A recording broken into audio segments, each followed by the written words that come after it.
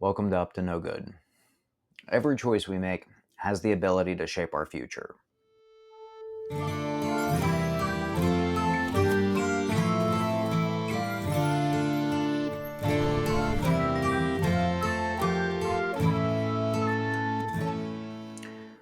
We don't always feel it in the moment. Most of the time, our choices feel small, forgettable, and automatic. But if you zoom out far enough, you'll realize that your entire life, currently, is the sum total of all of the decisions you've ever made. From the decisions you made when you were tired, stressed, rushed, to the ones that you made when you were at your peak performance. You are the sum total of all of the decisions you have ever made. And our choices build the future that we will one day inherit.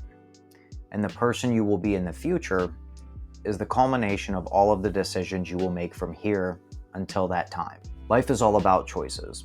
What we choose to do or choose not to do determines the future that we will one day inherit.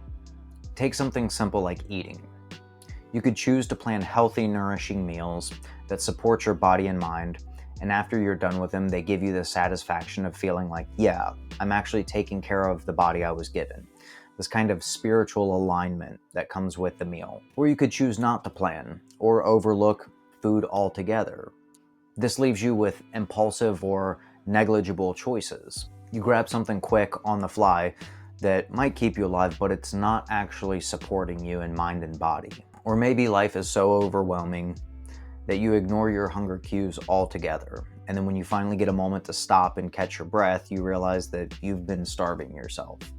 These are three completely different outcomes from the same choice surrounding eating. And choice doesn't stop at meals.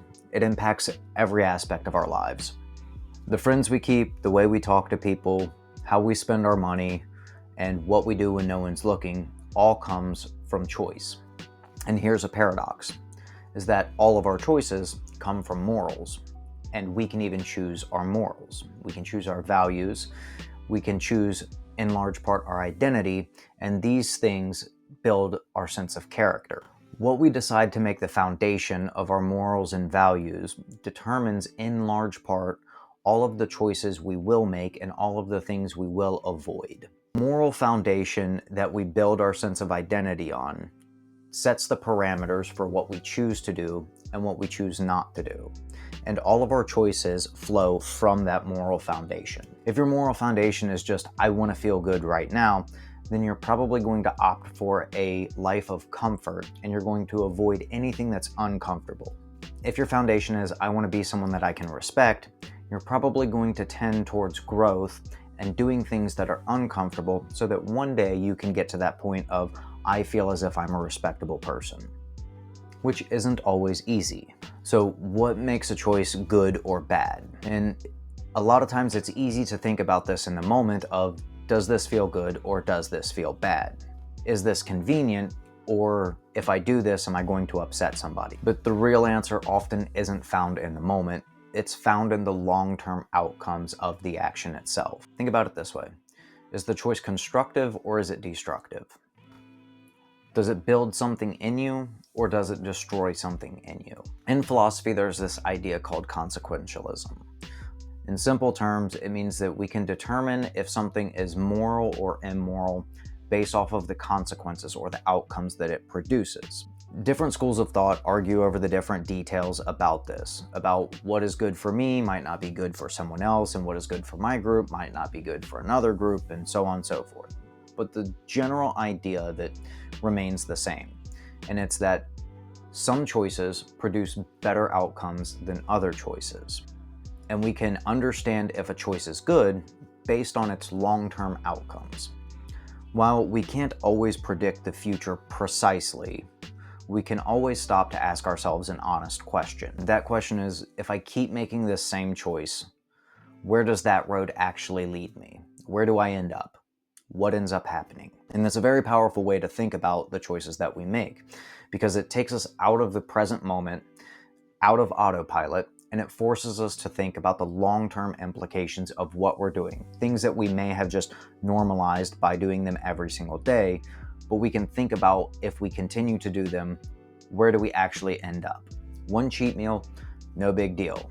But a life of fast food and convenience eating and impulsive eating and coping eating, that's a story with an ending, and probably not an optimal one. And the same thing goes for relationships. If you think about it, right? One harsh word in an argument, that's human, that's understandable. But routinely degrading someone, never accepting accountability, never stopping to listen and understand, that story has an outcome too. It's not an optimal one.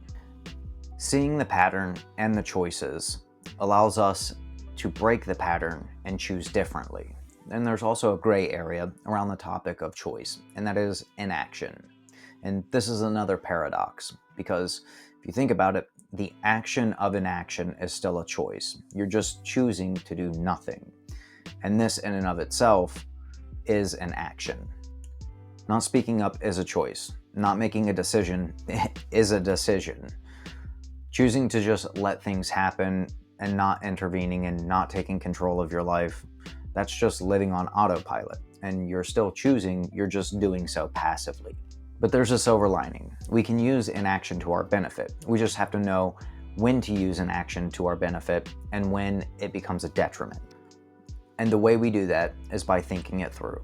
Not overthinking, just stop, pause, zoom out, run the tape forward, and think. What's the long-term outcome of acting? What's the long-term outcome of doing nothing? Does it make my life better to take one action over the other? Does it make my life better to do nothing? You don't need to ruminate or obsess. You don't need a 20-point pros and cons list to make a decision. Just stop and pause long enough to think. If I avoid this decision, does my life get better or worse? If I make a decision and own it, does it move me closer to the life I want? If avoiding the decision will make life worse, then act. If making a decision and sticking to it makes life better, then do it. Because the reality is that you can go as hard as you want in life, and the only person who's ever truly going to get in your way is going to be you. Sometimes what seems like a momentary setback will lead you to a long-term gain, and sometimes what seems like a short-term gain will lead you to a long-term setback. If you say no to a night out so that you can work, rest, or heal, that'll pay you later. If you say yes to every comfort, impulse, or shortcut that comes your way, it might feel good in the moment, but 10 years might pass and you'll look back and think, wow, I've really traded all of the progress I could have made for a quick bit of relief and some dopamine, and now I have nothing to show for it, just the memory. And being honest with you, life is a series of trade-offs. You're always going to have to sacrifice something to get something else. You're going to have to give something up to get something in return. Sacrificing something today for the life you want in the future is always going to be more fulfilling and more rewarding, especially when you consider the fact that as we age, our window of opportunity shrinks. Our stamina decreases, our energy decreases, and the amount of time that we have to invest in things also gets reduced by the amount of responsibilities we have in life that we accumulate as we age. Your ability to choose is a power that you will always have. So remember this: the choices you make today will build the future that you will one day inherit. And in 10 years, you can look back and say, yeah, I made the right move. Not, that was perfect, or I never messed up, but I'm glad I chose the direction I did and I didn't abandon myself along the way. Because one day, you will be your future self. And the choices you make between now and then will determine what you're looking back on once you get there. And it's probably a good idea to give yourself something to be grateful for once you get there.